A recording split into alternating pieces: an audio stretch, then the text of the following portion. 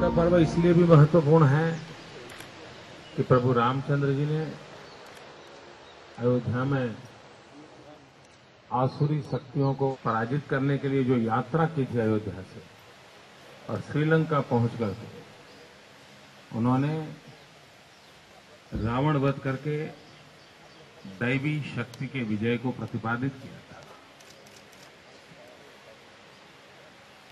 ये दुर्भाग्यपूर्ण है कि जिस रास्ते से प्रभु रामचंद्र जी लंका पहुंचे थे और हनुमान जी ने जिस राम सेतु को बनाया था, राम लिख करके जिन पत्थरों को तैरते हुए समुद्र में रखा गया था और हजारों साल के संबंध से इस विषय में आस्था बनी हुई है,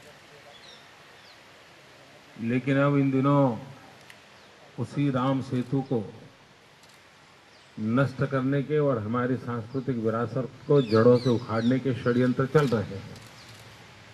लेकिन इस दुर्भाग्यपूर्ण अवस्था के बाद भी भारत के जन जन में राम का स्थान है, रामायण का स्थान है और आदर्श जीवन के लिए आज भी रामायण को एक आधार बना करके जीने का प्रयास इस देश के कोटि कोटि लोग करते हैं। हमारे यहाँ शास्त्र की उपासना होती है और शस्त्र की भी उपासना होती है।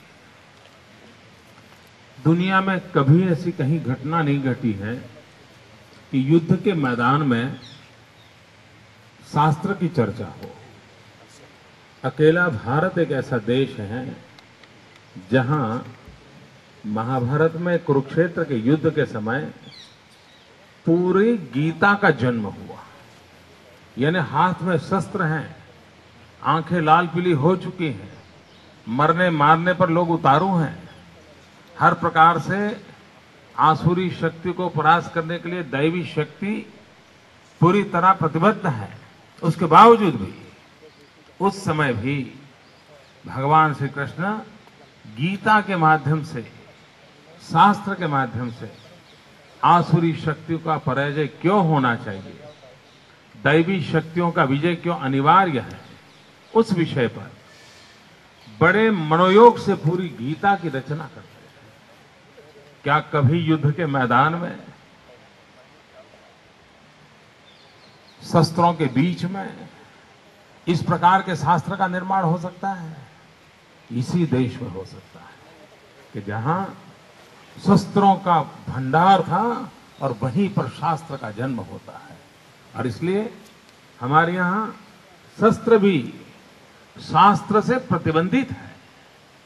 हमारे यहाँ शस्त्र का दुरुपयोग करने का अधिकार मनुष्य को नहीं दिया गया है, पशु के खिलाफ भी नहीं दिया गया है।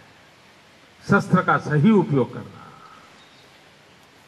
आतताइयों से आम आदमी की रक्षा करने के लिए करना, और इसलिए शस्त्र पूजा करके उस दैवी भाव को प्रति वर्ष जगाने की संस्कार परंपरा हमारे देश में चलती है। शस्त्रों की उपासना सिर्फ शस्त्र के सामर्थ्य को समझने के लिए नहीं होती है। शस्त्र की पूजा शस्त्र के साथ जो धार्मिक बंधन लगे हुए हैं, शास्त्रों ने जो प्रतिबंध लगाए हैं, उन प्रतिबंधों को समझने के लिए शस्त्र की पूजा होती है। शस्त्र खिलौना नहीं होता है। शस्त्र गरीब से गरीब सामान्य मानवी की रक्षा करने के लिए हमारे हाथ में एक औजार है। जिस प्रकार से एक किसान के हाथ में औजार जो होता है, जिसकी वध करने की ताकत होने के बावजूद भी वो शस्त्र सिर्फ कृषि के लिए काम आता है, वो साधन किसी के वध करने के लिए काम नहीं आता है। भेड़ चराने वाला भेड़िया बहुत बड़ी लाठी लेकर के जाता है, लेकिन आपने देखा होगा अपने हाथ में एक छोटी सी लकड़ी रखता है। लाठी सिर्फ दिखाने के लिए रखता है, छोटी लकड़ी से वो अपनी गाय भैंस सबको चरा लेता है, बड़ी लाठी का उपयोग नहीं करता है। यानी जिसके हाथ में जो शस्त्र है, कलम भी एक बहुत बड़ा शस्त्र है। अगर किसी का हाथ में है कलम तो कलम का दुरुपयोग करने का उसको अधिकार नहीं मिलता है। तो ये शस्त्र पूजा हमारी उन जिम्मेवारियों को, हमारे उन दायित्वों की ओर हमें प्रबोधित करती हैं, प्रेरित करती हैं